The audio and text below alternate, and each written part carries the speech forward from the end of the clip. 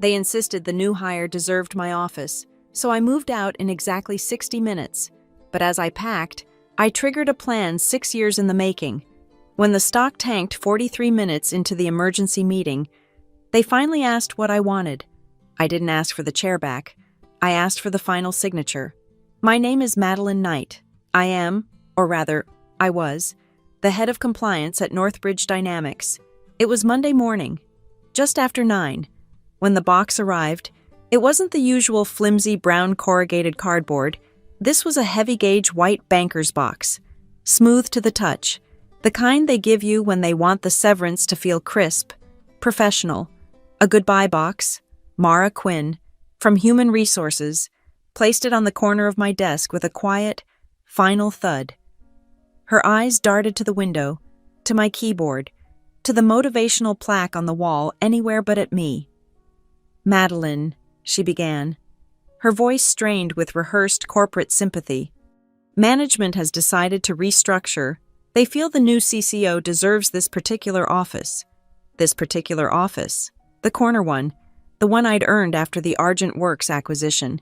The one with the panoramic view of the Minneapolis skyline and, more importantly, the tactical two-way glass overlooking the entire 27th floor operations hub."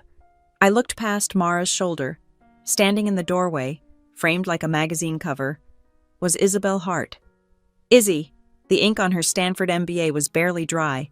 Her blazer was so new it still held the sharp creases from shipping. She wasn't looking at me. She was looking at the room. I watched her eyes scan the walls, measure the distance to the window, mentally placing her own furniture. She was assessing the square footage of my career. They expected a fight. I knew it. They had HR here as an escort, prepared for yelling, for tears, for a recitation of the 15 years I had poured into this place. 15 years of turning a 3-person paperwork department into the operational spine that kept Northbridge Dynamics from breaking every federal regulation on the books. I gave them none of it. I offered Mara a small, tight smile that didn't reach my eyes. Understood. Izzy's carefully neutral expression flickered with surprise. Mara just looked profoundly relieved. I turned to my terminal and tapped my ID badge against the reader, not to log in, but to log out. The screen went black. The system clocked my exit from the network at 9:07 a.m. "I'll need an hour," I said, my voice flat. "Of course. Take all the time you need," Mara said quickly, backing out of the doorway and pulling Izzy with her. I didn't need time. I needed 60 minutes. I turned to the row of unassuming gray file cabinets built into the wall. They looked like standard issue storage, but the third one down was a biometric safe. My thumb pressed against the sensor. A faint, hydraulic hiss, and the heavy door unsealed. I didn't take the binders. I didn't take the framed articles or the Safety Excellence Awards. I reached past them, to the back, and retrieved a worn, leather-bound case. Inside were 12 small, black notebooks, each labeled with a year. My field notes. This wasn't the official company record. This was my record. I opened the most recent one, 15 years of compiled data on the human element of compliance. Director Grant Wallace, FSC, hates being called Sir. Coffee, black, 1 sugar cube, precisely. Distrusts slides, demands raw logs, daughter, Sarah, Rose for Georgetown, birthday April 12th. This notebook held the weaknesses, habits, and preferences of every federal and state inspector who mattered. This was my power, not the title. I closed the safe and moved to my desk. My personal items were few. I picked up a silver frame holding a photo of my sister and me at Lake Minnetonka. It looked like simple sentiment. I turned it over. Glued to the backing board, hidden by the frame itself, was a small, holographic wafer, the physical token for my forensic collaboration seal on the TrailLock system. TrailLock was my ghost in the machine, a blockchain-based protocol I'd built 6 years ago and folded into a routine software update. Management thought it was just a digital signature system for inspection handovers. I knew it was an immutable, time-stamped ledger of every document signed, every test approved, and every corner cut. That seal was the key, and I was taking it with me. My phone buzzed. A calendar reminder. Set for 2 p.m. FSC Audit Director Grant Wallace, arrival, today. They were actually pulling this trigger today. A cold knot tightened in my stomach. Vera Lang, the chairwoman of the board, knew Wallace was coming. She wasn't just replacing me. She was field testing the new MBA. She was throwing Izzy into the blast furnace with nothing but a theoretical degree to shield her. I almost pitied her. Grant Wallace eats theories for lunch. Another buzz. A text message from Damien Cole, the CEO. Madeline, let's not make a scene. Be professional. Damien always prioritized calm over competence. A moment later, an email landed from Vera Lang, CC'd to the entire executive board, and, I noted with grim satisfaction, to Isabel Hart, the subject line, professionalizing compliance. Vera's words were sharp. Thrilled to welcome Izzy, whose academic achievements will help us pivot to a more modernized, data-driven structure. Modernized, academic, data-driven, code for you, Madeline, are a relic. Your relationships are a liability. We want algorithms, not instincts. They believed the game was won on a spreadsheet. They had forgotten, or perhaps never knew, that the game is always won in the room, with the people. I worked with ruthless efficiency. I packed the field notes. I packed the photograph. I packed my spare charger and the emergency flats I kept under the desk. I left the company manuals. I left the awards. I left the row of plaques naming Northbridge Manufacturer of the Year 5 times running. Those victories weren't mine to take. They were the result of my work. I looked at the complex docking station on the desk. A tangle of adapters. I pulled a small, black USB drive from my keychain. It was old. The plastic scuffed. It looked like promotional trash from a trade show 8 years ago. I reached behind the dock and plugged the drive in, upside down, so the indicator light wouldn't glow. It looked forgotten. A piece of electronic debris. It wasn't. At 10:06 a.m., exactly 59 minutes after I started. The white box was full. I sealed the lid and picked up the black Sharpie I was leaving behind. On the smooth white side of the box, I wrote 4 words in clean. Architectural script, Phase 1 vacancy. I picked up the box. I walked out of the office. Izzy was already on the phone with facilities, likely ordering a standing desk. Mara was hovering by the elevator bank, wringing her hands. I'm all set, I said. The elevator doors chimed and opened. I stepped inside. As the brushed steel doors began to slide shut, I watched Izzy turn toward her new office, a bright, proprietary smile finally breaking across her face. The doors closed, sealing me in the silent, fluorescent-lit car. I let the heavy box rest on the floor and leaned my head against the cool steel wall. They could have the chair. They could have the view. The office doesn't matter. The record is the weapon. And I had just walked out the front door with the entire arsenal. I stepped out of the elevator into the cavernous granite lobby of the Northbridge Tower. The air was 20 degrees cooler than on the executive floor. A deliberate design choice meant to impress visitors with a sense of cold, corporate gravity. I set the banker's box down beside my small roller bag. The eviction hadn't been a surprise. Not really. A true professional is never caught completely off guard. Vera Lang had been signaling her move for weeks. I just hadn't realized today was the day. The first red flag had waved 3 weeks ago. My bi-weekly compliance steering meeting, a fixture on the executive calendar for 8 years, was suddenly rescheduled by an automated system. When I checked the new slot, it conflicted directly with Damien's quarterly investor call. It was a classic marginalization tactic burying my access under an unavoidable, higher priority event. When I tried to reschedule it manually, my access was denied. I called my assistant, Noelle, a woman so organized she filed her grocery lists by nutritional content. No answer. I walked to her desk. It was clean. Her monitor, her ergonomic chair, even her favorite potted succulent gone. I found Mara Quinn in the HR kitchen, her back to me. Mara, where's Noelle? Mara jumped, sloshing her tea. Oh, Madeline, didn't you see the memo? Noelle's been reassigned.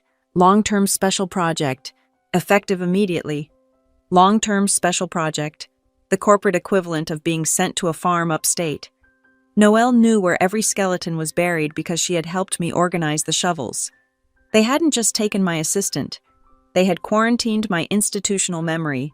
The final, flapping red flag had come last Tuesday. An email from the legal department. Subject line, optimizing signature authority. A dry, 4-paragraph memo explaining that, for workflow efficiency, C-level executives could now provide final sign-off on standard operating procedure revisions, bypassing the compliance head's interim approval. Optimizing, that's what they called it. I called it gutting the watchdog.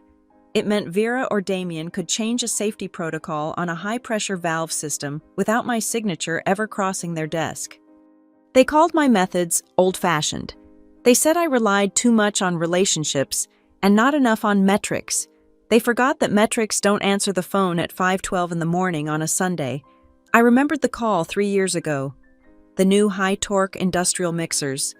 A subcontractor had used a non-certified alloy in the gearbox, and our own automated system missed it. The first unit failed, catastrophically, during a pressure test in the Ohio plant. A federal recall was imminent. A recall would have meant a 6-month shutdown and the guaranteed loss of the Department of Defense contract. I didn't email a committee. I didn't schedule a task force. I opened my field notes, found the number, and called Grant Wallace's personal cell at 5:12 a.m. "This is Knight," I said. No preamble. "This better be a fire. Madeline," he'd growled. "It's a fire," I said. "Subcontractor fraud. We caught it internally. We have a container of identical units set to ship from the Port of Baltimore at sunrise. I need to reroute that ship before it hits international waters." There was silence on the line, just the sound of breathing. "You have the logs. Raw data, uninterpreted, already in your personal inbox, and a full containment plan is attached." He was on the line for exactly 10 minutes. He made one call. The container was rerouted. We avoided the recall. We kept the contract. We were fined heavily for the initial error, as we should have been, but we were publicly praised by the FSC for the transparency of the disclosure. That wasn't an academic solution. It was trust. Trust I had spent 15 years building, one relationship at a time. That was the core of my system. Vera wanted AI to parse the rules, but rules are written by politicians and interpreted by people. My relationship matrix wasn't just names and birthdays, it was a psychological blueprint. Inspector Davies from OSHA hated slides. He wanted a narrative, a story of the process from start to finish. Inspector Chen from the EPA only trusted raw data logs. Any attempt at a summary made him suspicious. Director Wallace wanted the bad news first, with a solution attached, and zero excuses. Vera and her new MBA protege thought compliance was math. I knew it was behavioral science, and I knew they didn't understand their own paperwork. They didn't understand the very weapons I had built and left for them. TrailLock was my masterpiece. On the surface, it was just the digital system we used for inspection handovers. An inspector signs off, and the signature is logged. But my protocol required 3 signatures to close any compliance event, production, legal, and compliance. 3 keys to turn, and every signature block was time-stamped, geolocated, and hashed onto an immutable ledger that not even the CEO could alter. But TrailLock was just the lock. The key was buried deep in the corporate bylaws, an addendum I drafted 6 years ago after the Argent Works acquisition nearly bankrupted us. Bylaw 7.4. It looked boring. Operational continuity waiver. It stipulated that any change to the compliance structure itself, any shift in reporting lines, signature authority, or oversight responsibilities required a physical waiver signed by the incumbent head of compliance. Vera had tried to dismiss it during that board meeting. Just formal paperwork. Madeline, a procedural relic from the acquisition. I remembered smiling.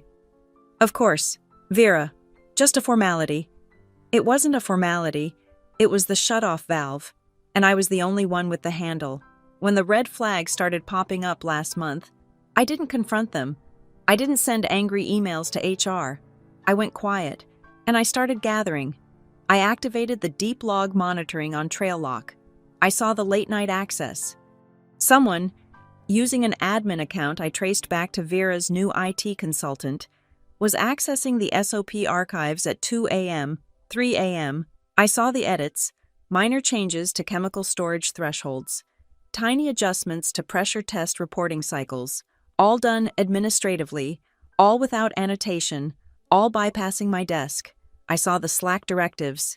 Damien, who hated confrontation, telling line managers to streamline inspections using a thumbs-up emoji. They were trying to create a chain of command that couldn't be audited, using ephemeral messages instead of official email. I didn't send this data anywhere. I didn't forward it to legal or the board. I simply compiled it. I sealed the logs, timestamped them using my holographic TrailLock token, and saved them to the encrypted drive in my safe. And then I mirrored the entire package to a secure, air-gapped repository off-site. The drive I'd just left plugged into the dock wasn't a key. It was a distraction. The real data was already gone. I pulled the handle of my roller bag. The lobby was busy. People I'd known for a decade walked past, eyes down, suddenly fascinated by the marble pattern in the floor. News traveled fast. The plague ship had been identified. I pushed through the heavy glass revolving door. The sudden gust of cold October air felt good. It cleared my head.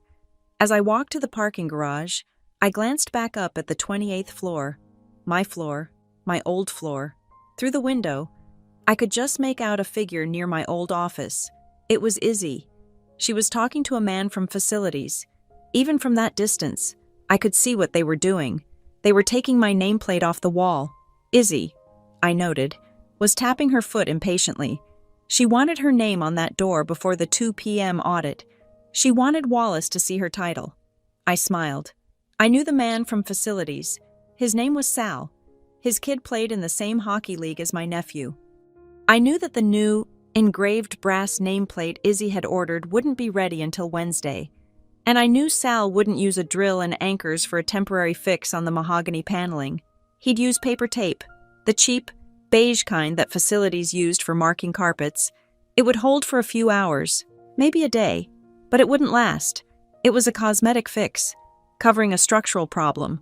It was the perfect metaphor for Vera's entire plan. They thought they'd won.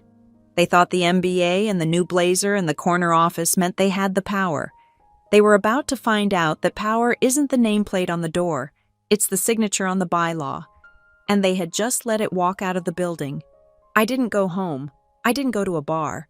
I drove my car to the third level of the adjacent parking garage, the one overlooking the executive entrance, and reversed into a spot. I turned the engine off. The silence in the concrete structure was absolute. I popped the lid on a lukewarm coffee I'd bought hours ago, took a sip, and waited. I checked my watch. 3:09 p.m.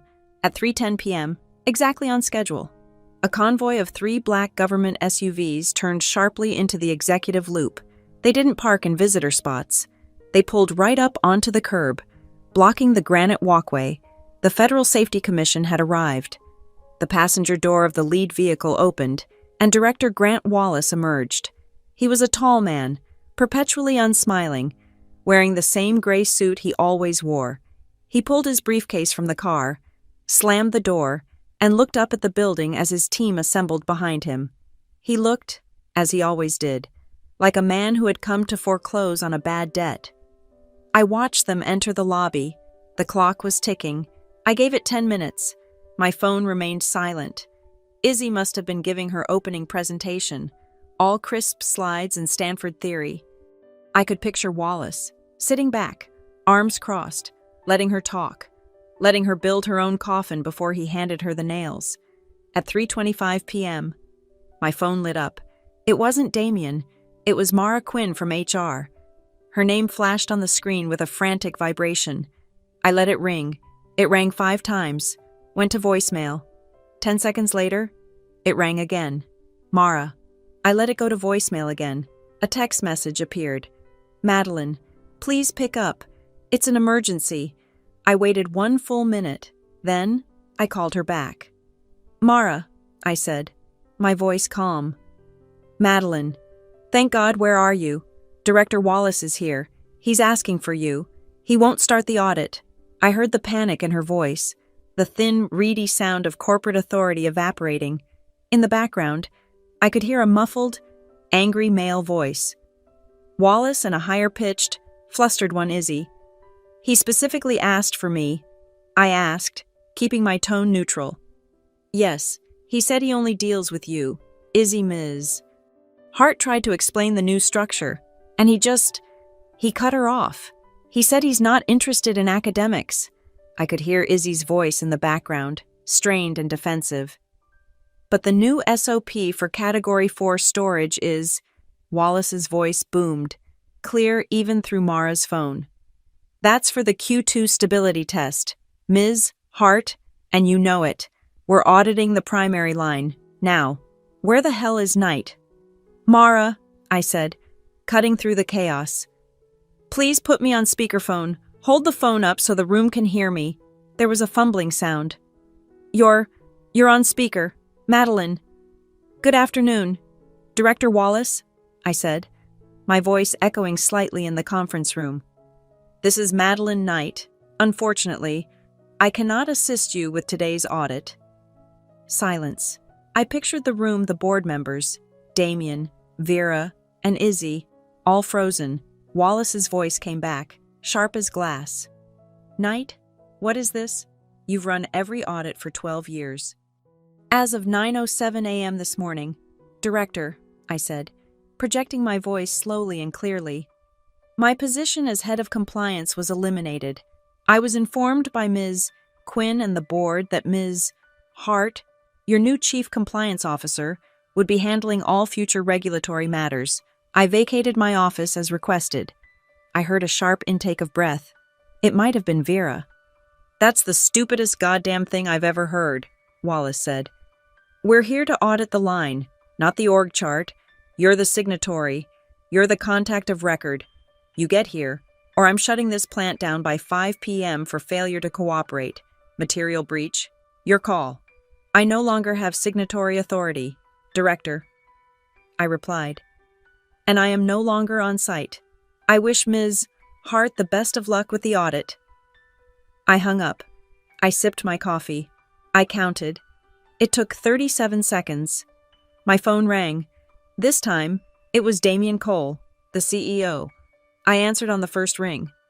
Where are you? He wasn't yelling. He was pleading. The sound of a man watching his fourth quarter bonus disintegrate.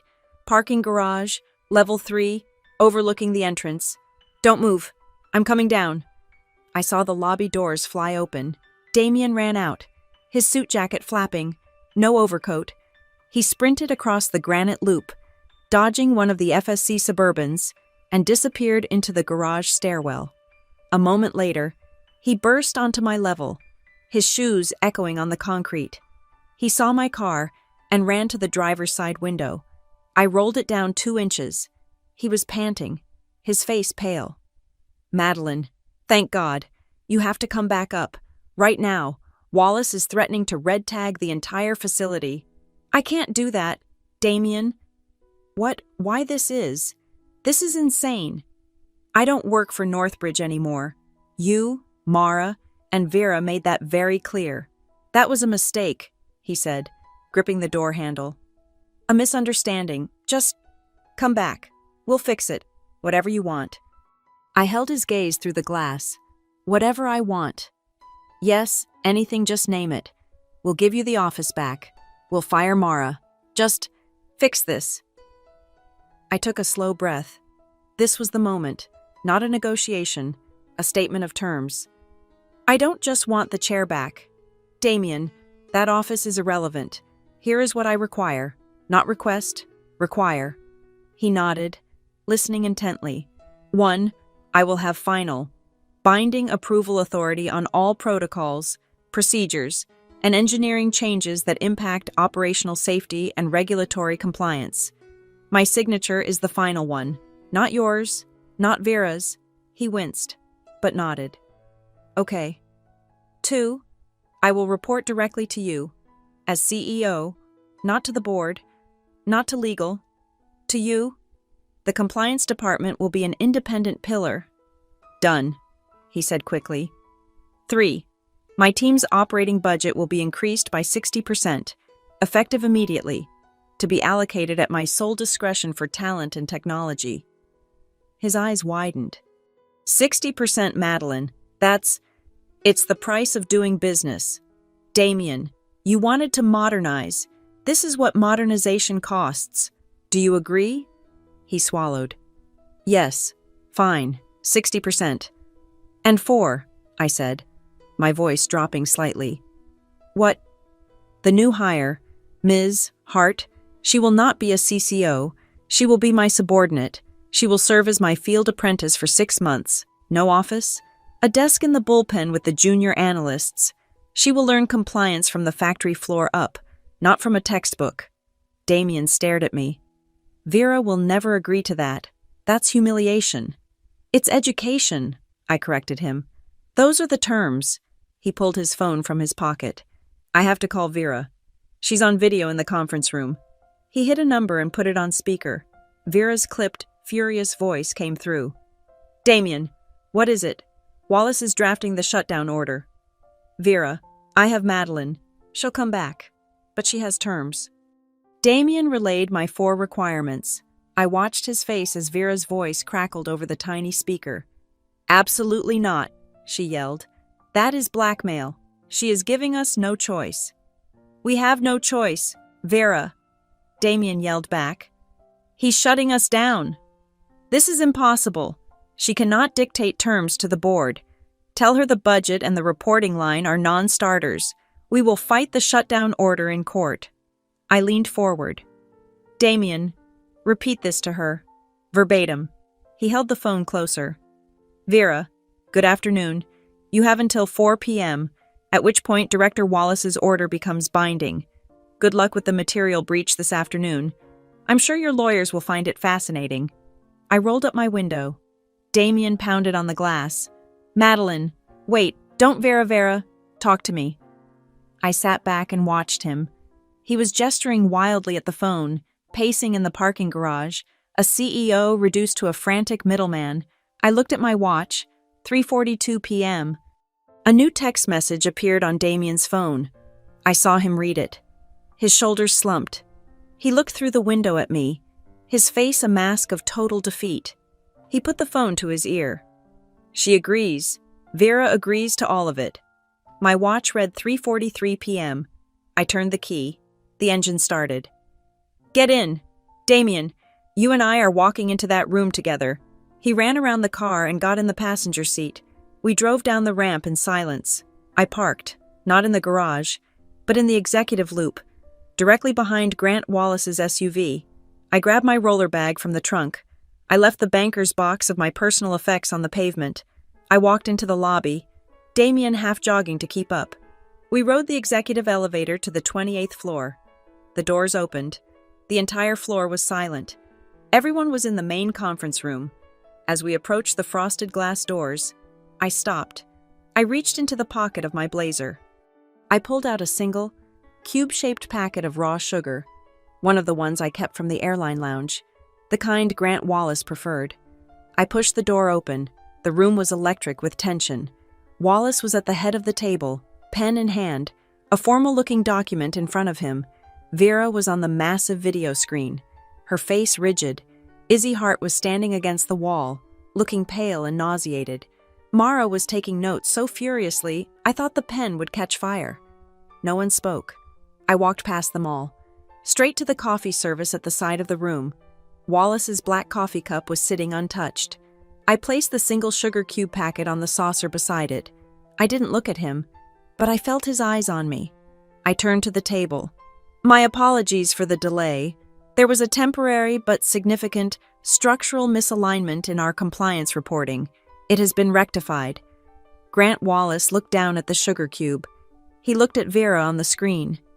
He looked at Damien, who was still standing awkwardly by the door. Then he looked at me. He picked up the shutdown order, looked at it for a moment, and then slowly, deliberately, tore it in half.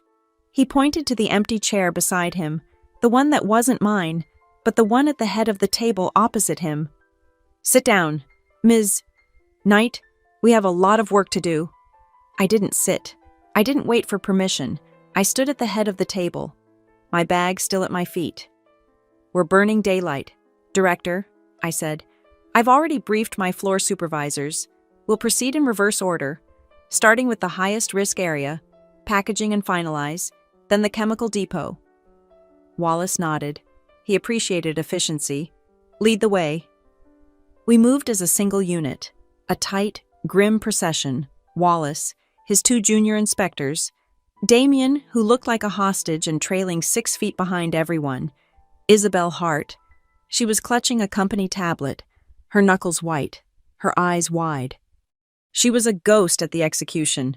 We hit the packaging line. The roar of the hydraulics and the hiss of the pneumatic seals was deafening.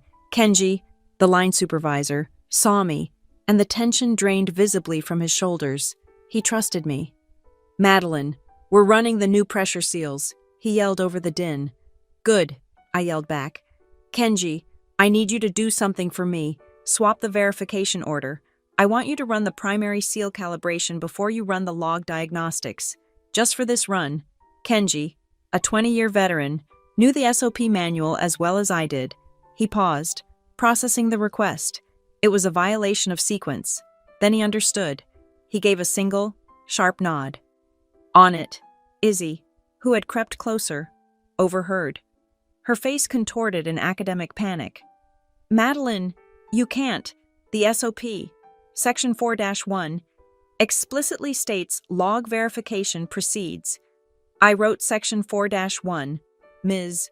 Hart," I said, my voice cutting through the noise. "Now watch." We stood back. Wallace's team fanned out. They were sharp. It took them less than 10 minutes. "Director," one of the junior inspectors called, waving a scanner. "We have a sequential finding. Line 3 ran calibration on a sealed unit prior to batch log verification. It's a procedural breach." Wallace walked over. He looked at the reading. He looked at Kenji, who looked appropriately concerned. Then he looked at me. His eyes were flat. But I saw it, a microscopic twitch at the corner of his mouth, a smile. He knew exactly what I had done. An audit team that finds nothing doesn't trust the result. They dig deeper. They shut you down to find the cancer. A team that finds a minor, non-critical, easily correctable infraction can write their report, justify their visit, and go home. I had just served him a perfectly cooked, minor violation on a silver platter. "That's a finding," Wallace said, his voice flat. "A procedural lapse. Kenji, make sure it's corrected and logged before we leave." "Yes, Director," Kenji said, already inputting the fix. "Good," Wallace said. "Let's move on." We went to the chemical depot. The air was sharp with the scent of ozone and acetic acid. This was where Vera's optimizations would have crippled us. The new inspector, the same one who found the packaging breach, immediately tagged a row of 55-gallon drums. "Director, these labels are non-compliant with the Q3 hazardous update."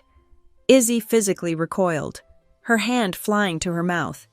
This was a major finding, a plant shutdown finding. I stepped forward. "The inspector is absolutely correct. These labels are out of date, because these barrels are empty." I wrapped my knuckles on the thick plastic. It boomed with a hollow sound. 2 years ago," I said, my voice echoing in the concrete room, "we identified this exact risk. Replacing the entire inventory every time the DOT revised a subsection was costing us $2 million and a 4-day shutdown annually. So we moved to a just-in-time composite system." I pointed to the automated mixers on the far wall. "We now store inert composites. The active chemicals are mixed in small, shielded batches only as needed. The compliance check isn't on the drum anymore. It's on the software." I tapped the terminal beside the mixer. "Every update is patched directly from the Federal Registry. We are always compliant. We have zero hazardous backstock, and we save the company $2 million a year. It's all in the report I filed 18 months ago." Wallace looked at the inspector. "Check the logs on that terminal." The inspector worked for a minute. "He's right, sir. It's It's perfectly compliant. Actually, it's a model system. I glanced at Izzy. She was staring at the terminal, her entire Stanford-based understanding of compliance collapsing in on itself. She dealt in theory. I dealt in practice. We were back in the conference room by 6 p.m. The mood was funeral quiet. Wallace's team compiled their notes. At 12 minutes past 6, Wallace slid the final report across the table. One minor procedural finding. Corrected on site. No material weakness, no violations. Damien slumped in his chair, his head in his hands, breathing for what looked like the first time in 3 hours. Vera's face flickered to life on the main monitor. Her smile was a strained, painful rictus. Madeline, Director, thank you. It seems there was a significant misunderstanding this morning. My apologies for the confusion. A misunderstanding. That's what she was calling this corporate assassination attempt. I stood up. I looked directly into the camera lens, at Vera's pixelated face. We can discuss the permanent nature of the new reporting structure tomorrow morning. 9 a.m., my office. I didn't wait for a reply. Wallace and his team packed their briefcases. Good work. Night, he said, and for the first time, he offered me his hand. I shook it. They left. Damien scrambled out after them, murmuring thanks. Izzy just stood by the wall, defeated. 7 a.m. tomorrow. Ms. Hart, I said, not looking at her. Pack for a week. You're going to the foundry in Cleveland. You're going to learn how we document heat treatment failures. Dismissed. She fled. Finally, I was alone in the ravaged conference room. The table was littered with empty coffee cups and discarded notebooks. I walked to the main audiovisual dock at the head of the table, plugged into the back. Hidden behind a tangle of HDMI cables was the scuffed black USB drive I had left plugged in upside down, the one that looked like electronic trash. The one I'd plugged in when I arrived for the 2 p.m. audit that never happened. It wasn't a drive. It was a keylogger and a microphone. I pulled it from the port. It was warm. I slipped it into my pocket. My phone was already in my hand. I opened a secure messaging app and pulled up a single contact, Leo Park. Internal counsel. Leo was the only lawyer in the building who valued the law more than he valued his bonus. He was invisible, and he was brilliant. I connected the drive to my phone. I located the file, a 30-minute audio recording from 3:30 p.m., and a series of screen captures. Vera, on the video call, telling Damien to just handle Wallace. Damien instructing Izzy to use the modernized SOPs, the very SOPs that had been altered without my signature. All the proof I needed that they had knowingly and intentionally tried to bypass federal law using a replacement they knew was unqualified. I attached the file package. I typed a single line. Tonight, read only. I hit send. I turned back to the table. The only thing left was the official audit sign-off sheet. I picked it up and walked out of the conference room, down the hall, to my old office. Izzy's things were already gone. My nameplate was lying on the desk, face down. I walked to the scanner built into my desk, the trail lock. I laid the audit report on the glass. The device chimed, scanning the document, capturing my signature and Wallace's, and binding it with a cryptographic hash and a timestamp 1812. The system was mine again. The record was sealed. The real audit was just beginning. My office was exactly as I had left it, but it felt different, colder. The scent of Izzy's brief, panicked occupation, a faint, expensive perfume still clung to the air. I sat in my chair at 6:30 a.m., long before the sun had cleared the U.S. Bank building. The power had been restored, but the battle was over. The war had just begun. At 10 minutes before 7, a hesitant knock came at my door. Izzy Hart. She looked like she hadn't slept. Her sharp blazer was wrinkled, her hair pulled back in a severe functional bun. She was holding 2 coffees. She walked in and placed one on my desk, not on the coaster, but just within my reach. Black, she said. 1 sugar cube. I asked Sal from facilities what you drank. I looked at the sugar cube. The same kind I had given Wallace. She was observing, learning. Good.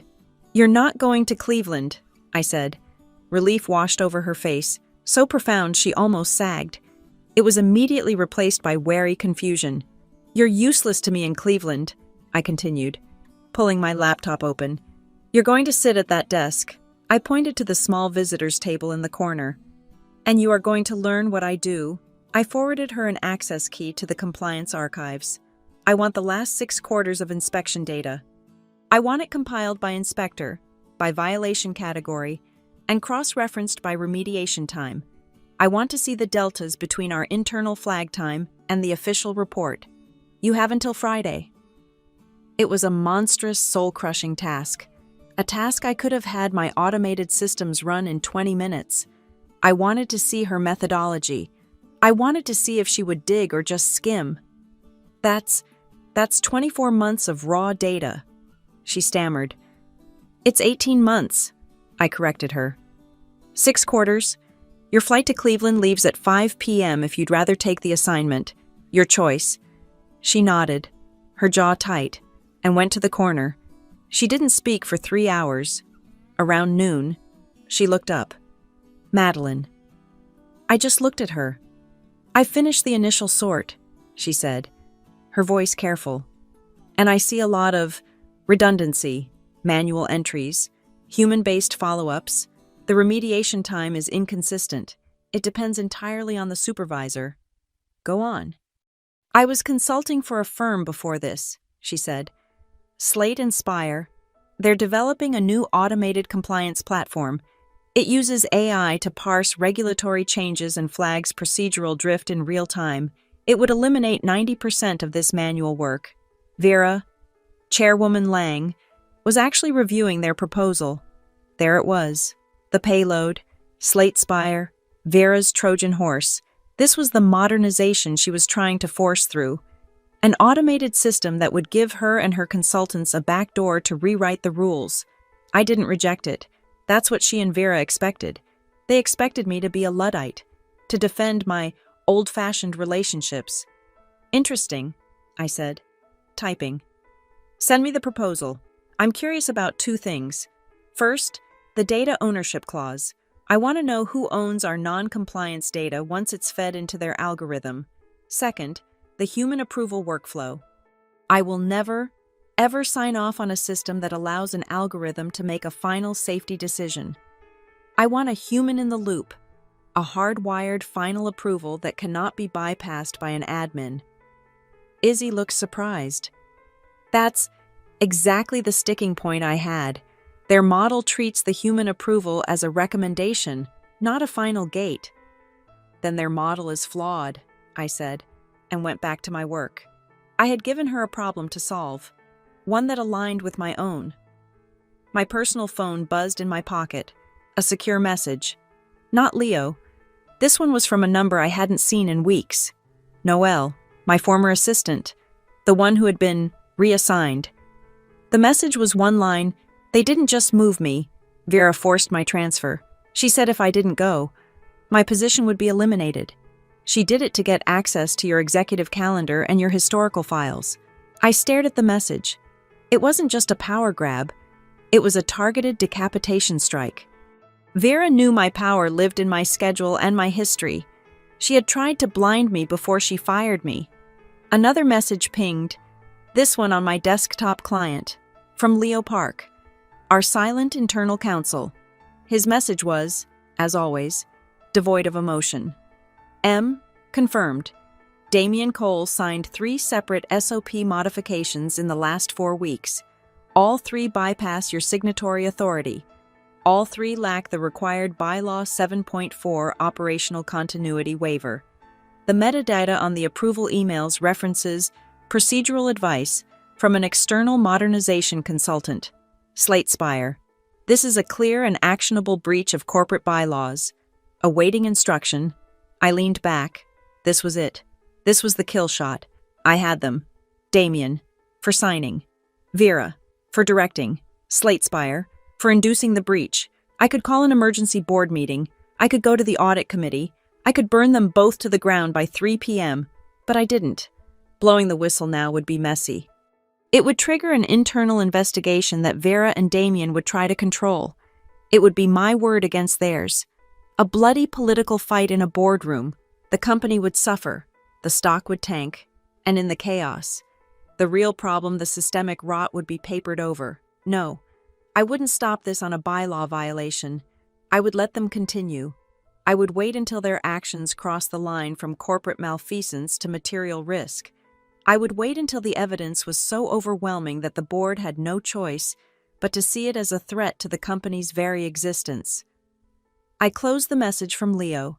I needed an external trigger. I picked up my personal cell and opened a number I kept for emergencies. Grant Wallace. I sent a text. Director, I have reason to believe the procedural issues we discussed are not isolated to Northbridge. I am mapping a pattern of industry-wide risk, potentially tied to third-party consultants. Would the FSC be interested in a proactive briefing? I didn't have to wait long. Wallace was a predator, and he smelled blood in the water. His reply, the Commission has called a special industry-wide safety meeting next week. Bring what you have. Be prepared to present it. I closed the phone. The fuse was lit. I worked late. Long after the rest of the floor had gone quiet, I was deep in the trail lock logs, tracing the digital footprints of Vera's consultants. At 10 p.m., I stood up to stretch and glanced at the security monitor feed I kept on my secondary screen. The main floor was dark, except for one pool of light, the records room. I zoomed in. It was Izzy. She wasn't at her assigned desk. She was in the physical archive, pulling hard copy binders from 12, 13 years ago. She wasn't doing the task I'd assigned. She was digging. She was pulling the files from the old Argent Works acquisition, the very event that had led me to create Bylaw 7.4. She wasn't just trying to complete my task. She was trying to figure out why I'd given it to her. She was looking for my patterns. She was trying to understand how I'd beaten Wallace, how I'd beaten her. I watched her for 10 minutes. She was cross-referencing my handwritten notes from the old binders with the digital logs on her tablet. She was smart. She was backtracking the logic. I turned back to my desk and pulled out my current Field Notes notebook. I found the page for Isabel Hart. I uncapped my pen and made a new entry under her name. Izzy learns fast. Arrogance gone. Driven by the why, potential asset. Keep her hungry. I closed the notebook. The game wasn't just about Vera and Damien anymore. It was about who would control the future of compliance at this company, and the MBA, my apprentice, had just proven she might be worth teaching. The emergency board meeting was called for Friday. Not in the main conference room, but in the formal, wood-paneled sanctum on the 30th floor, the one reserved for shareholder votes and firing CEOs. The air was thick and still. Vera Lang sat at the head of the table, flanked by two men in impeccably tailored, shark gray suits. They were the Slate Spire experts. Damien sat opposite her, looking gray himself. The rest of the board, the independent directors, the investors, the legal chair, watched with neutral, predatory stillness. I sat at the far end of the table, alone. Izzy was not invited. She was, at my direction, sitting in the operations center, monitoring the live feed of the foundry in Cleveland. We called this meeting, Vera began, her voice smooth and confident, to finalize the modernization of our compliance structure. The events of this week have proven, unequivocally, that our reliance on antiquated, personality-driven systems is a critical failure point. It creates bottlenecks. She looked directly at me. It creates bias. She gestured to one of the gray suits. Mr. Thorne from Slate Spire will present the solution. For 10 minutes, Thorne clicked through a glossy presentation. It was full of buzzwords: proactive risk mitigation, AI-driven oversight, human bias elimination. He spoke of a future where algorithms, not people, made the hard calls, where safety wasn't a relationship, but a data point. Our platform, he concluded, removes the Maddie Knight variable. It ensures Northbridge's compliance is systematic, not personal. Vera smiled. Thank you. Mr. Thorne, I believe this is the clear path forward. I let the silence hang for a moment. Then, I spoke. I have a presentation as well. Vera's smile tightened. Madeline, we've heard your objections. I have 15 minutes, I said. It was not a request. I walked to the front, my footsteps the only sound. I placed a single, sealed manila envelope in front of each board member. "Please don't open these yet," I said. I ignored the SlateSpire presentation and plugged in my own device. The screen lit up. My first slide was not a proposal. It was a graph, simple, stark, and brutal. "This is the regulatory landscape of our industry for the last 3 years," I said. "The 5 bars are our top 5 competitors: Clearline Forge, Westrail Components, Argent Works, and 2 others. The red portion is the number of material violations. The yellow is the number of federal fines. The gray is the number of surprise audits." I clicked. A 6th bar appeared. Northbridge Dynamics. Our red and yellow sections were slivers. Our gray bar was almost non-existent. "As you can see," I said, "our peers are drowning in violations. We are not. In fact, Northbridge Dynamics has received 40% fewer unannounced federal inspections than the industry average for 5 years running." Vera leaned forward, sniffing out the weakness. "That's what I call bias. That's favoritism. Madeline, that's the personality-driven system I'm talking about. What happens when your friend Grant Wallace retires? The entire house of cards falls." "It's not favoritism," I said, my voice quiet. "It's operational trust. Director Wallace doesn't need to surprise us, Vera, because when we have a problem, I call him before he finds out. That is the system you tried to burn down on Monday." I clicked to the next slide. It was blank. "Now," I said, "you can open the envelopes." I watched their faces. The rustle of paper was loud in the tomb-like room. Inside were not charts or proposals. They were printouts of secure emails, encrypted text messages, and internal accounting memos. "What you are looking at," I said, "is the real industry standard. You're looking at emails from a Clearline Forge VP, instructing his floor managers to use a special consulting fund to cover travel expenses for local inspectors. You're seeing the expense reports from Westrail, paying a $30,000 speaker's fee to a state auditor's brother-in-law. You are seeing the modernization that our peers are using to pass their safety checks." I looked at the 2 men from SlateSpire. Their faces had gone from smug to ashen. The blood had drained from them. Mr. Thorne, the presenter, looked at the papers in his hand as if they were radioactive. This is privileged information. Where did you get this?" "Relationships," I said. "And real-time logs. The people who aren't willing to sign off on fake safety reports, the ones who are tired of being asked to look the other way, they talk to me because they trust me, because they know I don't use AI to make ethical decisions."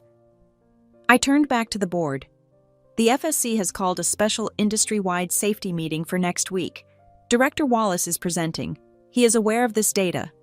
He is about to launch the largest racketeering investigation this industry has ever seen." The air left the room. "Which brings us to our choice. Option 1. We, Northbridge Dynamics, cooperate fully. We present ourselves as the model, the partner in the investigation. We get proactive immunity. We get preferred contractor status, and we watch our competitors get dismantled by the Department of Justice. Their stock becomes worthless. We absorb their market share." I paused. Option 2. We stay silent. We embrace the SlateSpire model, which I can now prove is being shopped to Clearline and Westrail as a digital shield for their activities. We get classed with them, we get swept up in the investigation, and we go down with them. Damian Cole, who had been silent, was staring at the stock ticker on the wall-mounted screen. "My God," he whispered. "Argent Works. They just halted trading. They're holding an emergency press conference at 3. The panic was palpable. This was no longer a debate about modernization. This was survival. "I have a proposal," I said, clicking to my final slide. "It is not a request. It is the new structure, effective immediately." The slide had 3 bullet points. 1. The Department of Compliance is restructured as an independent executive pillar, co-equal with finance and operations. 2. I, as Chief Compliance Officer, will hold final technical veto power on any operational change, software implementation, or capital expenditure that touches safety or regulation. 3. We will form a new, independent ethics committee. It will not report to the board or the CEO. It will report directly to me. Vera Lang found her voice. It was shaking with rage. This is extortion. You are holding this board, this company, hostage. I didn't raise my voice. I didn't have to. I just looked at her. No, Vera, this is Bylaw 7.4. The color drained from her face. She knew the number. It's the operational continuity waiver, I continued, speaking to the entire room. The bylaw this board ratified 6 years ago. It states that no change to the compliance structure is valid without the signature of the incumbent head of compliance. A formality, I believe you called it. I looked at Damien. You signed 3 SOP changes. You signed off on Ms. Hart's hiring. You approved the Slate Spire proposal. I turned back to Vera. The van lock is still closed. My signature is not on that waiver. Every single move you made in the last 4 weeks, every optimization, every new hire, every contract you signed, is legally null and void. You didn't just break the rules. Vera, you did it without the authority this board ever gave you. I looked at the board members. They weren't looking at Vera anymore. They were looking at me. This isn't extortion, I said. It's the reset button. The choice is yours. Option 1 or option 2. The boardroom cleared out as if a bomb alarm had been pulled. The silence that remained was heavy, oily. Damien, his face the color of wet cement, was the last to leave. Vera is incandescent, he said to the empty air. She needs to caucus. We need time. Madeline, it's a monumental shift. It's a monumental correction. Damien, I said. Gathering my papers, I had presented the facts. The choice was theirs. We will recess, he said, finally finding a scrap of authority. We will reconvene to vote. Fine, I said. I stopped at the door. You have until Wednesday, 5 p.m. At that point, my offer to lead the cooperation option 1 is no longer available, and I will assume, publicly, that this board has chosen option 2. I didn't wait for his response. I walked out, past the stunned board members whispering in the hall, and went to the quiet of the fire stairwell. I pulled out my phone. One message to Leo Park. Leo, pull the video archive from the Q2 board meeting. 6 months ago, the agenda item was Argent Works acquisition post-mortem. I need the discussion on Bylaw 7.4. I didn't have to wait long. Leo was the most efficient human being I had ever known. An hour later, a file appeared in my secure inbox. No message, just the file. I played it. The video was dry. Boardroom standard. 22 minutes in. Vera is speaking. And finally, to close the loop on the Argent Works oversight failure, legal advises we ratify Addendum 7.4, giving the compliance head final waiver authority on structural changes. It's a formality, but it tightens the chain of command. Then, Damien's voice. All in favor. Motion carries. We'll have Madeline sign the waiver later today. My stomach clenched. They didn't just forget. They knew. They had all agreed to it. The entire board had voted to give me this power, and then, in their haste or arrogance, they simply failed to get the signature. They failed to lock the van, and I had never, ever reminded them. The next day, I found Izzy. She was exactly where I'd left her, in the bullpen, at a generic gray desk, surrounded by junior analysts who gave her a wide berth. She was no longer the Stanford prodigy. She was the apprentice, the exile. She stood when I approached, her posture wary. The board reconvenes tomorrow, Wednesday, I said, my voice low. I want you in the room. Her eyes widened. Me to present. No, I said. You will sit against the back wall. You will not speak. You will not have your phone. You will have a pen and a legal pad. I want you to document every interaction, who looks at whom when I speak, who Vera texts, who Damien makes eye contact with. I want a human log of the power dynamics. You are an ethnographer. That is all. She processed this. It was a test. I was giving her access, but no voice. She nodded, understanding the role. Madeline, she said, her voice dropping, forcing me to lean in. There is something you need to know. I waited. Slate and Spire, she said, her gaze unwavering. They approached me 3 months ago, before I even applied here. They offered me a consulting retainer. They said Northbridge was a primary target for their new platform, and having a sympathetic CCO would be synergistic. It's why Vera was so eager to hire me, she was confessing, admitting she was, at best, a conflict of interest, and at worst, Vera's corporate spy. I didn't accept it, she said quickly, but I didn't refuse it either. I told them I would consider the relationship after I was established. It was stupid. It was ambitious. I just nodded. I didn't condemn her. I didn't absolve her. It was data. And now? Now, she said, her jaw tightening. I've seen their platform. I've seen what you do. What they're selling isn't compliance. It's a shield. It's an algorithm to help executives bypass the law. I want no part of it. I'll resign if you want me to. You'll do no such thing, I said. You'll be in that meeting tomorrow, and you'll take your notes. Tuesday was a day of shadows. The entire executive floor was whispering. Vera was on the warpath, calling in favors, holding closed-door meetings. I saw her in the glass-walled conference room, first with the head of the compensation committee, then with 2 of the independent directors. She was trying to frame my proposal as a power grab, a budgetary coup.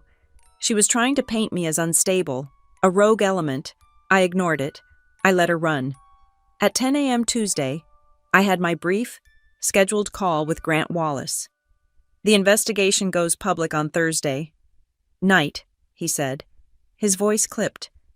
Noon press conference, no extensions. If you're in. Northbridge is the first name in my press release. As our cooperative partner, we lead with your proactive disclosures. If you're out, you're just another name on the subpoena list. We need your final decision by Wednesday night. The pincers were closing. Vera had her narrative. I had the truth. I sent one final message that day. Not to the board, not to Leo. I sent it directly to Damien Cole's personal cell. Damien. One time only. If this board chooses option 1 and accepts my terms, I will personally lead the testimony with the Federal Safety Commission. I will use the data I've collected to position Northbridge as the industry leader in proactive compliance. I will shield this company, and you, from the blast radius. If this board chooses option 2, or if they attempt any further action against me, I will resign effective Wednesday at 5:01 p.m. I will then hold my own press conference, and I will take Director Wallace's call as a private citizen. Your choice. I hit send. I had laid all my cards on the table. The silence was absolute. All day Wednesday. The entire company held its breath. I heard Vera was in hysterics, trying to find a legal loophole to fire me before the deadline, but Leo had already confirmed it. Bylaw 7.4 was ironclad. They couldn't fire me without my own signature. Late in the afternoon, my personal phone lit up, a secure text from a number I didn't recognize. Ms. Knight, this is Marcus Thorne. I run the Risk and Audit Committee for the board. Your analysis on Friday was correct. The financial and legal risk of inaction is unacceptable. I've spoken to the other fund managers. Vera's personal grievances do not outweigh our fiduciary duty. We are leaning your way. Do not blink. She wasn't just fighting me. She was fighting 12% of the company's stock. She was fighting the math. I watched the clock on my wall. 4 p.m., 4:30, 4:50. The silence was deafening. I could hear the hum of the ventilation system. At 4:58 p.m., an email chimed from Damien Cole. To the Board of Directors, Madeline Knight, CC, Legal Department, Subject Resolution on Corporate Structure. The board has met in a special caucus. Following a thorough review, we accept, in its entirety, The 3-point restructuring proposal presented by Ms. Knight, her authority, her budget, and the formation of the Ethics Committee are approved. Effective immediately, the motion is carried. Chairwoman Vera Lang has formally abstained. I read the word, abstained, the white vote, the last refuge of a monarch who has lost her army but refuses to surrender. She couldn't vote yes, and she didn't have the votes to say no. It was done. I waited 1 minute. Then I hit reply all. Thank you. I accept the board's resolution. I am adding one procedural condition. The new Ethics Committee's first official order of business, convening Monday, will be a full, independent, and binding review of the proposed Slate and Spire contract and all related executive activities. I hit send. The door to my office opened. It was Izzy. She was holding her legal pad, her face pale. She had just seen the email chain. I can't believe it, she whispered. You won. You're saving the whole company and my reputation. If that Slate and Spire connection had come out during an investigation... Stop, I said. I stood up and began packing my briefcase. The day was over. The work was just beginning. You were offered a corrupt deal, I said, walking toward the door. You saw the truth. You chose to confess before you had to.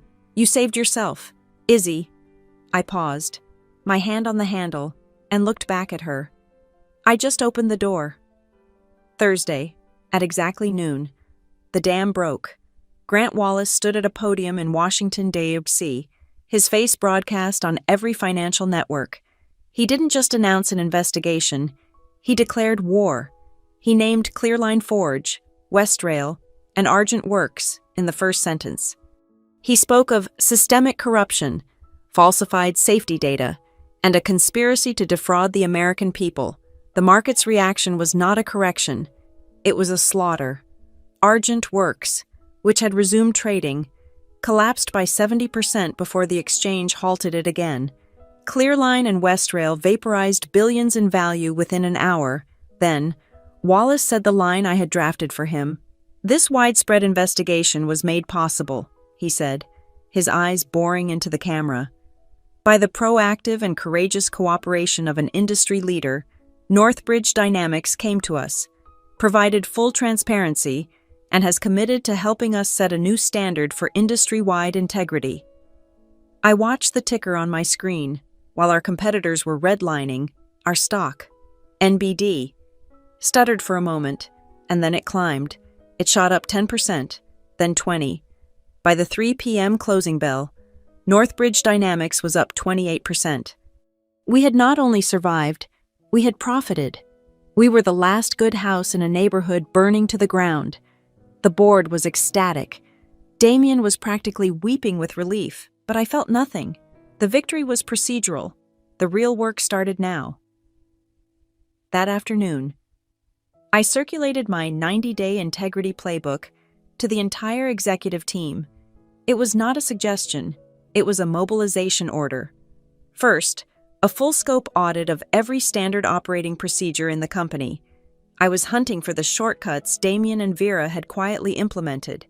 Every efficiency, every optimization that prioritized speed over safety was to be ripped out by the root. Second, mandatory leadership training, not the online module kind you click through while checking email. I scheduled 3-day, in-person workshops on controlled decision-making. I was going to teach my executives, starting with the C-suite, how to weigh risk, how to document their choices, and how to understand that "we've always done it this way" was no longer an acceptable answer. Damien, in a spectacular display of newly found religious fervor, immediately signed off on it. He then called me. "Madeline," he said, his voice slick with the relief of a man who had just avoided prison. "This playbook is brilliant. We need to set the tone. I want you to personally lead the first executive ethics retreat. 3 days, off-site, and Madeline attendance is mandatory for all senior leadership, all of them." I understood the subtext. "She will be there. Damien." "Vera Lang," he confirmed. "Will be in the front row. She's looking forward to your insights." I hung up. She wasn't just my prisoner. She was now my mandatory student. the new ethics committee convened on Monday. Its members were the head of internal audit, our most ruthless general counsel, and Marcus Thorne, the investor from the board who had backed me. Their first act was to formally ratify my condition. They voted unanimously to freeze all expenditures related to SlateSpire and any similar automated compliance platforms. All such technology was now subject to a full, independent risk impact assessment. The AI revolution had been stopped at the gate. While the committee was meeting, Izzy Hart placed a single binder on my desk. It was her conflict of interest map. It was meticulous. She had cross-referenced every director's personal holdings, their family trusts, and their charitable foundations against our vendor lists for the last 5 years. There, she said, pointing to a tab. Vera wasn't the only one. She had flagged 2 friendly consulting deals. 2 other board members had children working for small advisory firms. Those firms had, miraculously, been granted no-bid contracts by SlateSpire to act as local implementation partners for the Northbridge deal. SlateSpire wasn't just buying influence with Vera. They were building an entire ecosystem of corruption within my company. I passed the binder directly to the ethics committee. The noose tightened. The next day, my team was made whole. Noelle, my former assistant, walked back onto the floor. The special project she'd been banished to had been abruptly canceled. She was visibly shaken, but relieved. "Welcome back, Noelle," I said. "I'm restoring your previous duties, effective immediately. You will once again be the sole liaison for all regulatory agency contact. This wasn't just an administrative change. Vera had isolated me by cutting off my access to my schedule and my primary contacts. By restoring Noelle, I was rebuilding my fortress walls, brick by brick. Noelle understood." She sat down at her old desk, logged in, and began, in her words, re-establishing the proper channels. The phone rang that afternoon. It was an external line, one I knew by heart. "Night," I answered. "Madeline, Wallace," his voice was gruff. "Good work on the press." The board ate it up. "Listen, we're rebuilding the Industry Advisory Council. The old one was compromised. I want a new chair. I want someone who understands that compliance is about people, not just paper. I want you." It wasn't just a job offer. It was a coronation. I would not only be setting the rules for Northbridge, I would be writing the new rules for the entire industry. "I accept," I said. The press followed. An industry trade paper, the one that had been championing SlateSpire's platform just weeks earlier, ran a front-page story. The headline, "The Northbridge Model, How Relationship Compliance Trumped the Algorithm." They praised my methods, the old-fashioned system of trust and accountability, as the new gold standard. They called me the architect of the new integrity. After the article hit, Izzy stayed late. She lingered by my door until I finally looked up. "6 months ago," she said, "I thought you were a relic. I thought my MBA and a piece of software could do your job. And now I know that a spreadsheet can't have a conversation at 5 a.m. It can't build trust. It can't trade a minor violation to protect the company from a major one." She took a breath. "The 6-month apprenticeship is almost over. I know I was supposed to move on, but I'm asking to stay. I want to work for you, permanently, as your deputy." I studied her. The arrogance was gone. The ambition was still there. But it was tempered, refined. She had been humbled, and it had made her sharp. "Fine," I said. "You can stay, but my deputies don't get bonuses for clean reports. Your KPIs are different. Your performance will be measured by one metric and one metric only: how many federal inspectors trust you enough to give you their cell phone numbers. You get no credit for slide decks." A slow smile spread across her face. "Yes, ma'am." It felt, for a moment, like an ending. It wasn't. On Friday morning, Leo Park forwarded me an email. It was a press release, embargoed until 9 a.m. SlateSpire was going on the offensive. They weren't just canceling the Northbridge proposal, they were suing. They were suing Northbridge Dynamics and me, personally, for tortious interference. They claimed I had used antiquated protectionist tactics to sabotage their contract. They were accusing me of blocking the digital transformation of the industry to protect her own operational fiefdom.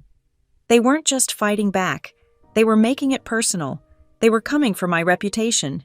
And they were, I noted with a cold chill, being represented by Vera Lang's personal law firm. The war wasn't over. It had just moved to a new battlefield. The lawsuit from Slate Spire was just the opening salvo. A few days later, their white paper landed.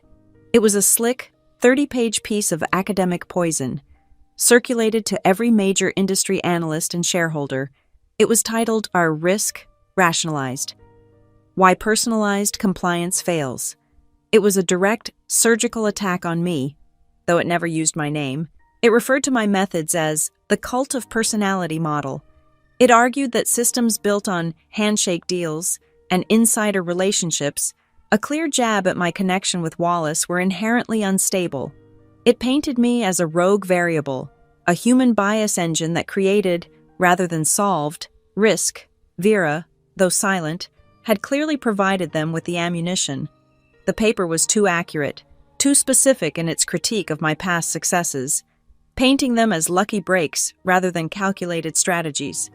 Slate Spire was positioning itself as the voice of reason, the mathematical, unbiased future. They were framing me as the enemy of progress. The board was nervous. The stock, which had stabilized, began to dip. The narrative was shifting. I was no longer the savior. I was the bottleneck. And then, the real attack came.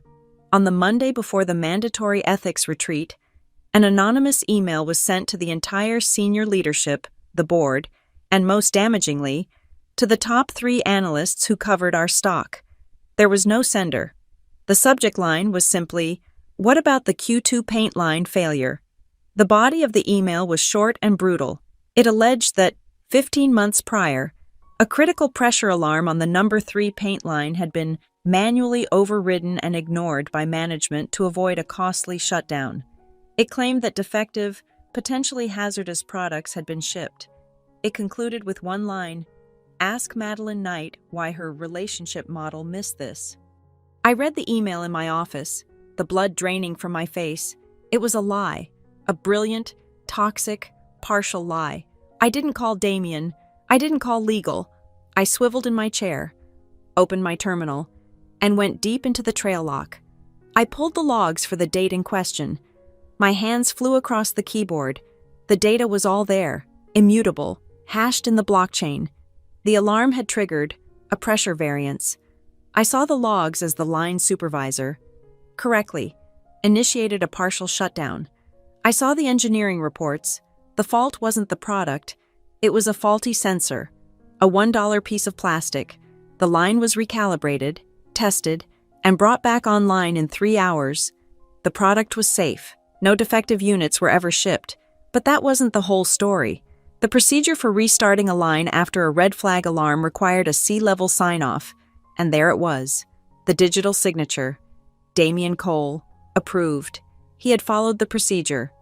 He had signed off on the restart, but as I scanned the attached documents, my stomach tightened. The restart of a primary line, even after a false alarm, constituted a procedural modification under duress. It required, by my own rules, Bylaw 7.4, the operational continuity waiver. It wasn't there. Damien had signed off, but he had done so without the required co-signature from me. It was 15 months ago, long before Vera's recent coup, but it was the exact same breach of bylaw. He had taken a shortcut. This was the trap.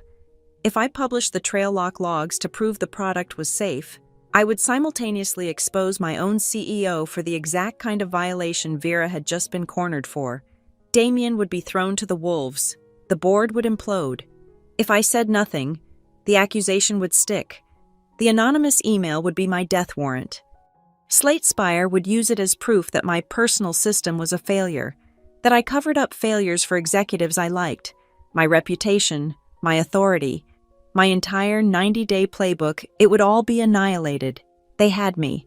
Vera and Slate Spire had found the one loose thread in my entire history and were pulling it. The door to my office opened. Izzy was standing there, a tablet in her hand, her face grim. "You saw the email." "I did," I said. "I pulled the logs," she said, walking in. "The product was fine. The sensor was bad. It's a clean log." Then she paused. "Except for one thing, the waiver, 7.4. Damien signed it, but you didn't." She saw the dilemma instantly. Her academic mind cut right to the logical fork. "We're cornered. We can't prove our innocence without proving our own CEO's guilt." I stared at the screen, at Damien's signature. He wasn't a bad man. He was just a weak one. He took the shortcut. "We present it," Izzy said suddenly. I looked at her. "The ethics retreat," she said, her voice gaining speed. "It starts in 2 days. It's mandatory. Vera will be there. Damien will be there.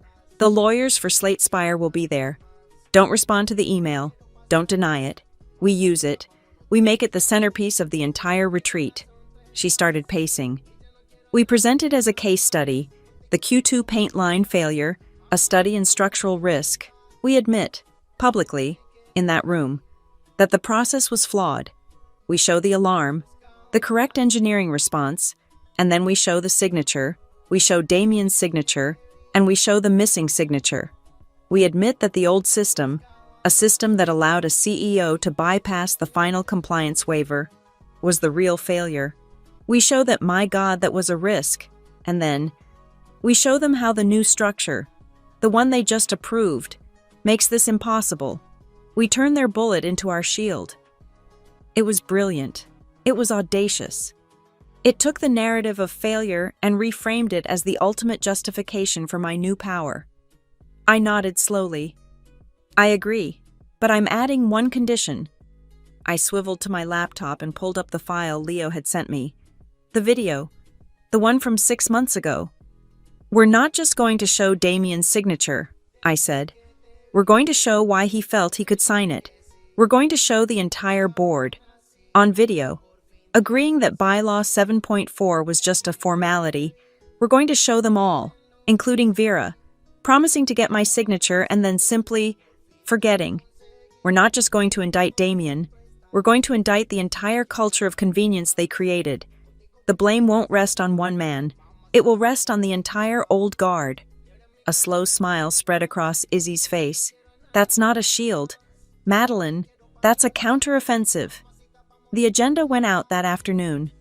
Keynote case study, the Q2 paint line, failure and the future of accountability. Vera, as expected, tried to block it. She called Damien. She called the board's legal chair. She called Marcus Thorne. She argued that discussing an active, anonymous accusation in an open forum was reckless and legally discoverable. Marcus Thorne shut her down. His reply, which he sent to the entire board, was cold. "Vera, this is an ethics retreat. Transparency on this exact issue is non-negotiable. Any attempt to hide this now, after it has been leaked to our analysts, will be interpreted as an admission of guilt. It will trigger a catastrophic stock sell-off.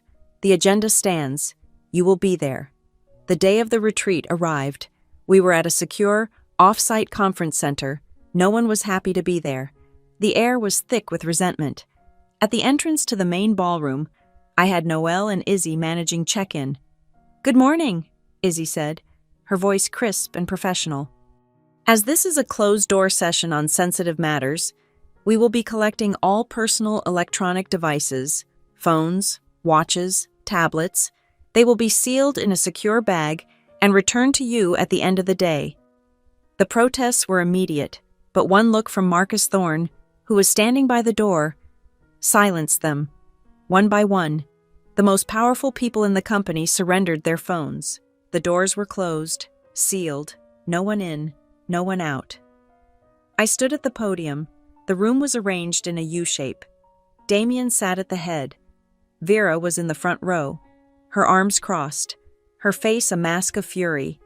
2 seats down from her sat the general counsel for Slate Spire, along with their lead litigator. They were here as observers for their lawsuit. I looked at the clock on the back wall. The second hand swept up to the 12, 9 a.m., I clicked the remote. The massive screen behind me lit up. It was a white background with 2 words in stark, black, 90-point font. IG. Accountability wins. I looked at Vera. I looked at Damien. I looked at the lawyers. "Good morning," I said. "Let's begin." I let that slide hang for a full 10 seconds. Accountability wins. "The anonymous email you all received," I began, my voice amplified by the microphone, "was correct. There was a failure on the Q2 paint line, but it was not the failure the sender wanted you to see." I clicked. "Here's the case." I laid it out with forensic precision. The alarm at 2:14 a.m., the pressure variance, the immediate, correct action by the floor supervisor, the engineering analysis showing a faulty $1 sensor. The product was never at risk. At 5:30 a.m., I continued. The line was ready to restart, but the protocol for a red flag alarm required a sea-level waiver, and one was obtained. I clicked again. The trail lock log appeared on the massive screen. The engineering report, the recalibration data, and at the bottom, a single, bright green digital signature: Damien Cole, CEO. A murmur went through the room. Damien himself just stared at the screen. Damien signed off. He approved the restart. "The problem is," I said, "his signature was insufficient. The bylaws, our bylaws, require a second signature on any such modification. It requires the operational continuity waiver, Bylaw 7.4. It requires the signature of the head of compliance. My signature." I let the implication land. It was never sought. The anonymous email was a trap. It was designed to force me to either cover up this lapse or to expose my own CEO. It was designed to prove that my system personalizes risk, that I protect my friends. I looked at Vera. The sender was almost right, but they misunderstood the core problem. The problem wasn't Damien. The problem was the culture that told him his signature was enough. I clicked again. The screen changed to a video file. "This is from the Q2 board meeting, 6 months ago." The video played. The boardroom, relaxed, my own voice, faint, explaining the new bylaw, and then Vera's face, clear as day, her voice filling the room. "It's a formality, Madeline, just paperwork. We'll have you sign it later." I hit pause, freezing the video on Vera's dismissive smile. The room was dead silent. The Slate Spire lawyers, who had been whispering, were now staring at Vera with open horror. "This," I said, walking away from the podium, "is the disease, a culture, established and promoted from the very top, that treats compliance as a formality, a signature that can be dealt with later, as we all now know, never came." I returned to the podium. The anonymous leak was correct. Our old system was broken, so we are fixing it, permanently. I advanced the slide. "Here is the new structure, the one you all approved on Wednesday. Let me be clear on what it means. 1. Every change to a safety-critical protocol, no exceptions, requires 3 concurrent signatures: operations, engineering, and compliance. 2. My office, compliance, holds the final, binding, technical veto. If I do not sign, the line does not run, and 3 automated systems, like the one proposed by Slate Spire, will be used as tools to support human judgment. They will never, ever make a final decision. An algorithm cannot be held accountable." The silence was heavy. Then, a chair scraped. Damien Cole stood up. He looked pale. But for the first time since I'd known him, he looked resolute. "She's right," he said, his voice quiet but firm, carrying in the still room. It was a culture of convenience, and I was a part of it. The paint line. That was my signature. I took the shortcut. I am accepting full, personal responsibility for my failure to adhere to the bylaws I, myself, voted for. He looked at me, then at Marcus Thorne. "In accordance with the new ethics policy, I am signing a formal disciplinary commitment. My bonus for this entire fiscal year is forfeit, and I will be subject to a 12-month probationary review by Ms. Knight's new ethics committee. My leadership will, From now on, be accountable." He sat down and signed the paper in front of him. Before the room could even process this, Marcus Thorne spoke, his voice cutting through the tension. "That," he said, "that act of public transparency just saved this company. That is worth more to our shareholders than any MBA. It's worth more than any algorithm." He fixed his gaze on the Slate Spire lawyers. "Accountability, that's the asset." Vera Lang finally found her voice. It was shaking. She shot to her feet. "This is a farce. This is a personalized, vindictive, theatrical attack. She is using this theater, to consolidate her own power. This isn't transparency, it's a witch hunt." The lead lawyer from Slate Spire stood, sensing his moment. "We agree. Ms. Knight is clearly personalizing this review to slander our contract and attack Chairwoman Lang." "Personal," I said. I smiled. "You're right. Let's make it personal." I clicked the remote. The video of Vera vanished. A new slide appeared. It was a simple flowchart. At the top, the Slate Spire logo. A line branched to Vera, but two other lines branched out as well, to two names the board did not recognize. "The anonymous email was a clumsy attack," I said, "but my new deputy, Ms. Hart, has been conducting a real investigation." I pointed to the two new names. "These are the principals of two boutique advisory firms. They are also, as it happens, the sons of our two lead procurement directors. And according to Discovery, Slate Spire awarded both of them six-figure implementation consulting contracts, contingent on Northbridge signing the platform deal." The collective gasp in the room was sharp. It wasn't just influence, it was conspiracy. "You weren't just attacking me, Vera," I said, my voice cold. "You were helping them build a network of conflicts of interest to hollow out this company. You weren't selling us software," I said to the lawyer, who was slowly sitting back down. "You were buying our entire supply chain." It was over. The lawyer said nothing. Vera stared at the screen, her face white. She knew. They all knew. Marcus Thorne stood. "I move for a binding resolution based on the findings of the Ethics Committee." The next 5 minutes were a corporate execution. A board member read the final minutes into the record. 1.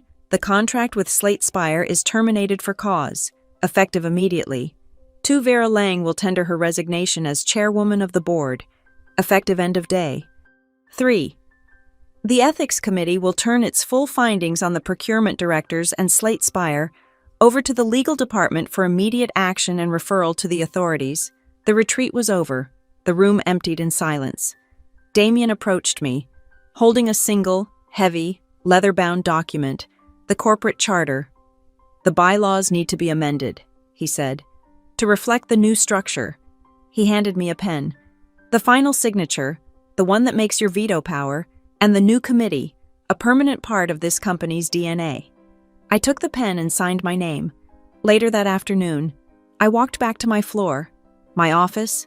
Sal from facilities was just finishing his work. Drilled into the mahogany paneling, permanent and gleaming, was my new brass nameplate, Madeline Knight, Chief Compliance Officer. I walked inside. The room was the same, but the view felt different. I looked through the two-way glass. Down at the operations floor, at the bullpen, I saw Izzy.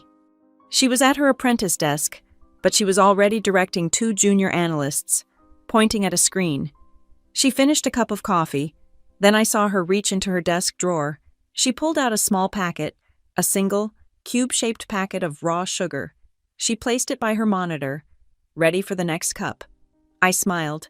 I pressed the intercom on my desk. "Izzy," her voice came back, crisp. "Yes, Madeline." "Keep that sugar," I said. "It's the small habits that save the big companies." I released the button. I turned away from the window, and the automatic door to my office slid shut with a quiet, final hiss. The polished Northbridge Dynamics logo on the glass reflected my image, sealing me inside. The game was over. The rules were, from now on, mine. Thank you so much for listening to my story. I am curious. Where in the world are you listening from? Let me know in the comments so we can chat and share our thoughts. Please subscribe to the Boss Revenge Stories channel. Like this video, and if you really want to support it, smash that hype button so more people get to hear this story.